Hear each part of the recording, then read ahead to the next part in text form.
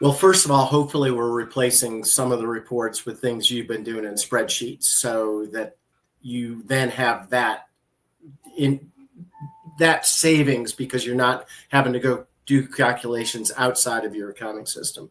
But then with dashboards, I like to be able to construct dashboards for specific for needs of who needs to see that dashboard. And you can put any number of things on that, primarily reports, but performance cards are things that I think are often underutilized. And what performance cards are basically account groups, if you will, that you can then put on a dashboard that shows you that the result of that account group, such as one account group might only be your operating checking account. So you put that performance card on and you can instantly see what your balance is that day, or your accounts receivable, or your accounts payable, things like that that you'd have to go look into for a report. There may be some things that you want to see just a snapshot instantly that shows you what it is.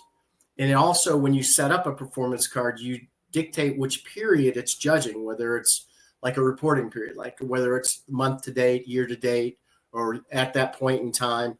And then it compares it versus a similar period. So if it's a month, it might compare to the prior month.